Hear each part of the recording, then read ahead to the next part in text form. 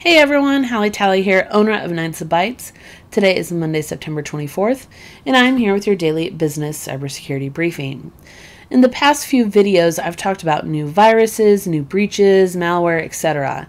In today's video, I'm not going to focus on those new threats, but rather I want to challenge you on how you think about cybersecurity and give you 4 tips that you can implement in your business today. The first tip is to understand that cybersecurity is no longer just an IT strategy. It needs to be an overall business strategy. There have been a number of CEOs of large businesses like IBM, Intel, Microsoft that are obviously in the technology space that are kind of sounding the horn that cybercrime is and can be one of the greatest threats to businesses today. In fact, CEO of the Herjavec Group, Robert Herjavec, or as some of you may know as a shark on Shark Tank, has been quoted as saying the following: "Organizations need to increase their defenses and become more resilient because there is no end in sight for this growing cybercrime epidemic. So long as there is a way for cybercriminals to get paid with limited risk, aka no penalties, attacks will continue."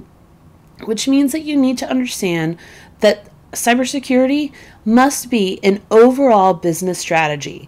Everyone must buy in on all levels of your organization when it comes to cybersecurity. Tip number 2 is to get the basics implemented and get them right. Have a great firewall, awesome endpoint security, have good, solid backups, and put a spam filter in place. Just those 4 things can get you started in a direction that will protect your business, and then you can add in layers as you see fit. Which brings me to my third point. We need to balance cybersecurity with budget and usability.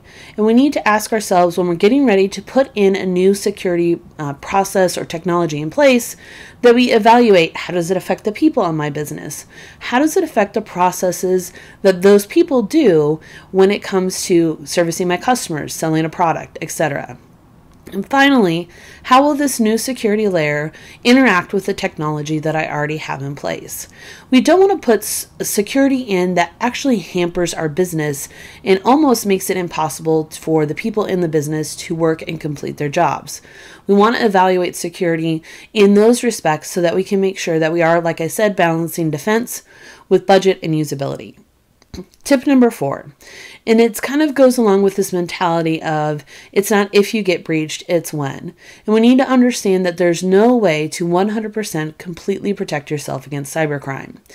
But if we put some good strategies in place now that don't have to cost a lot, that don't have to break the bank, it will greatly reduce the number of threats to your business. And that's what we're trying to balance. How many threats can we reduce by putting these strategies in place and protect your business overall? As always, if you have any comments, questions, or concerns, you can post them below or email me at ask@knightsofbytes.com. That's Knights with a K, Bytes with a Y. And this video will be posted on our Facebook, LinkedIn, and YouTube channels, which I encourage you to follow and like. And as always, have a great day and safe computing.